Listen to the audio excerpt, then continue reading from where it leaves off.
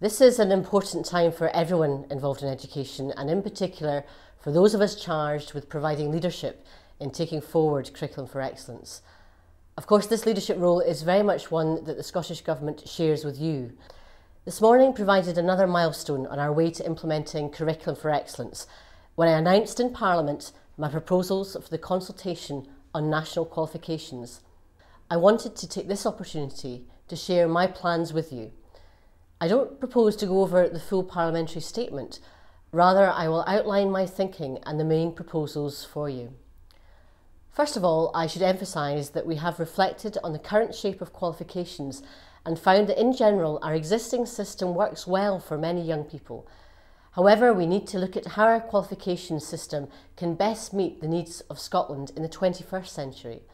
To do that, we need a coherent system of curriculum and assessment from 3 to 18, and one in which qualifications will reflect the values, purposes and principles of Curriculum for Excellence.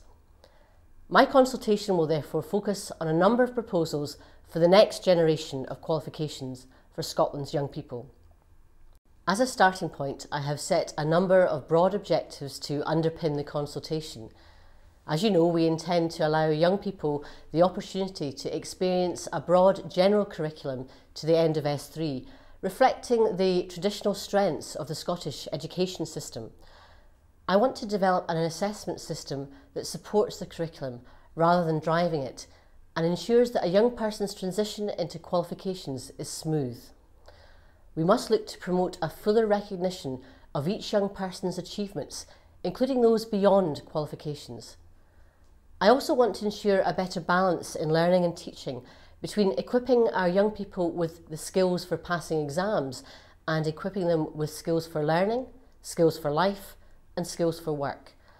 In particular, it will be essential that the revised qualification system should reduce the current complexity, particularly at SCQF levels 4 and 5, where there are two different qualifications, standard grade and intermediate, which themselves have different structures and grading systems. It should also provide a range of opportunities to meet the needs of all young people, whether aspiring to achievements at SCQF level 1 or at SCQF level 7.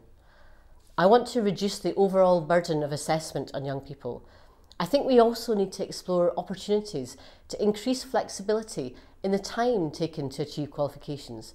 For example, tackling the two-term dash to higher, which can present a barrier to some young people. And crucially, I want to increase focus on literacy and numeracy and other skills for work and skills for life. The consultation will focus on 4 main proposals to meet these objectives. My first key proposal is to introduce new awards in literacy and numeracy.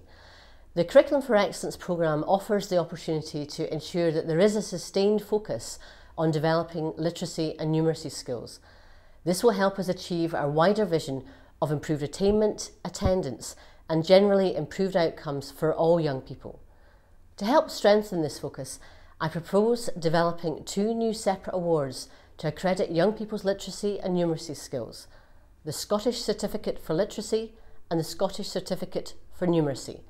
We will have to look at the most appropriate way to recognise the skills in literacy and numeracy, and the approach I favour is to provide the opportunity for certification for as many of our young people as possible.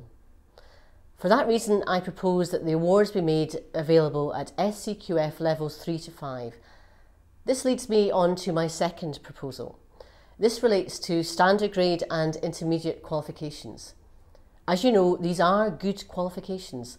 However, the system is complex and needs to be simplified.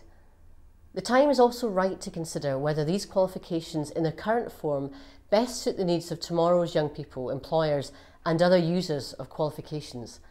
I have considered the possibility of engaging in an entirely open consultation about different options for future qualifications at SCQF levels 4 and 5. However, I believe that this would result in a narrower debate between those who seek to retain standard grade and those who think it should be replaced by intermediate qualifications.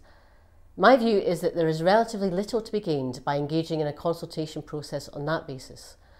While both standard grade and intermediate have served us very well, we need to adapt the system to meet new challenges and circumstances.